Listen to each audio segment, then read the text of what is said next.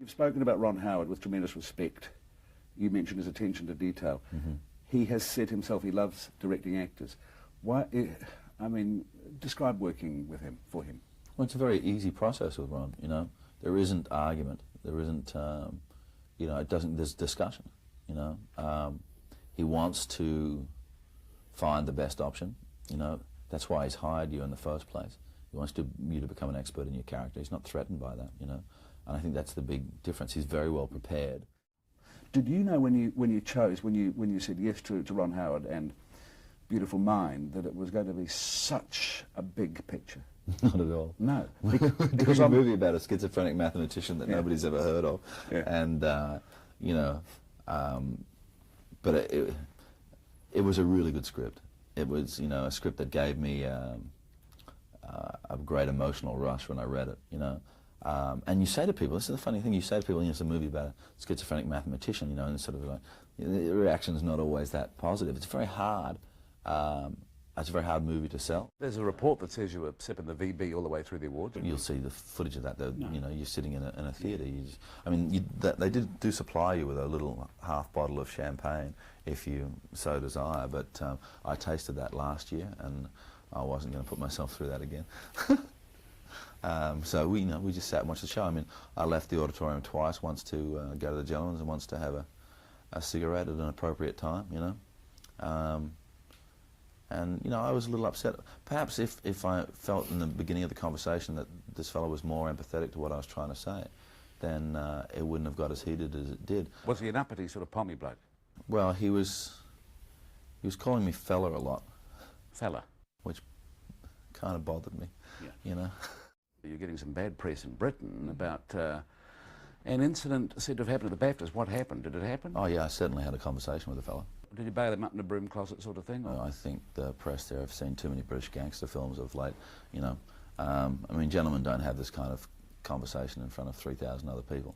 So, you know, when the producer, you know, came to my table, I told him I was a little bit upset, and he said, "You want to talk about it?" And I said, "Yeah, can we go somewhere else?" And he said, "Fine." So we went off to have a conversation. There was no, you know, this is not a moment of violence, this is a moment of clarity. The impression, though, is that you put him up against the wall. I did poke him in the shoulder once. Right. When he wasn't being empathetic to what I had to say. Did you use bad words to him? Many variations of the available gutter language, yes, I did, Paul. Yeah, okay. I was very passionate about what my point was. What was your point? My point is that this is an awards ceremony. These sort of moments are very rare in one's life.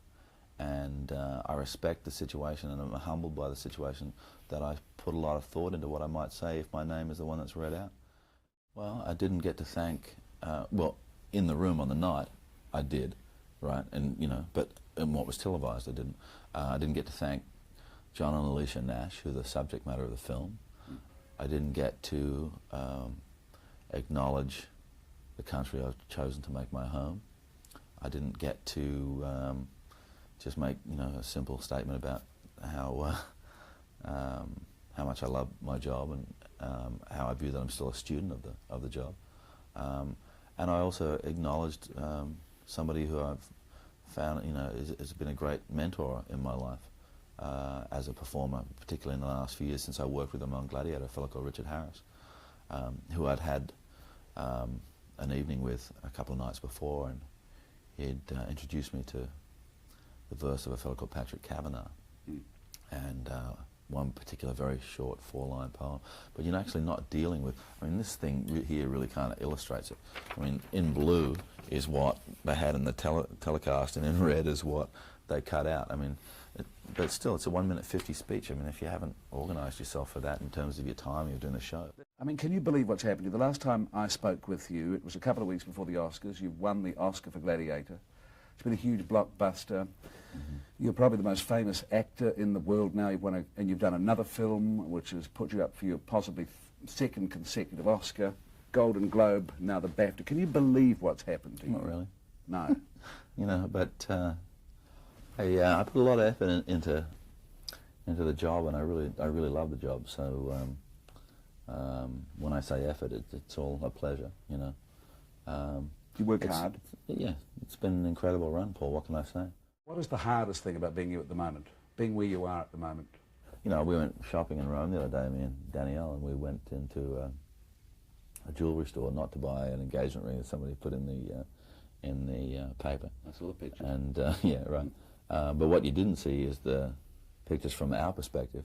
We walked out, and there's literally, you know, immediately around the entrance to the jewellery store, 500 people. On the matter of Danielle, did I read that you now have a hunger to have children? You want to have children now? I've been wanting to have kids for a long time. Yeah. Good. I mean, you know, it's not something I can do by myself. No. In New Zealand, we think you're ours. In Australia, they think you are theirs. Is it hard being wanted by two countries? Well, I'm a son of the Tasman Sea, Paul. Oh, very good. Oh, that's, yes, mid-Tasman. My little boy, though, said to me he's very upset. He's very upset with you because, and he loves Peter Jackson and so forth at the moment. But he's very upset with you because he read that you think you might confirm officially that you're an Australian citizen. He thinks you Oh, might. yes, but it's only based on the fact that they're allowing me to retain my New Zealand citizenship. Ah. And so I have a dual citizenship thing. So that's not choosing one over the other. That's just acknowledging the importance of Australia in my life. You know, I travel on a New Zealand passport. I'm very proud of the fact I travel on a New Zealand passport. And it wasn't until some inquisitive member of the press pushed the immigration department, I found out that as a New Zealander, you can still be an Australian citizen while retaining your New Zealand citizenship, but therefore being able to vote and take a full part in the community. And that's what was beginning to worry me, you know. And so, but I want to do it en masse with the family. If my brother and my mother and my father, you know, don't agree, then, you know, I want us to all be stepping forward together as a family in that way.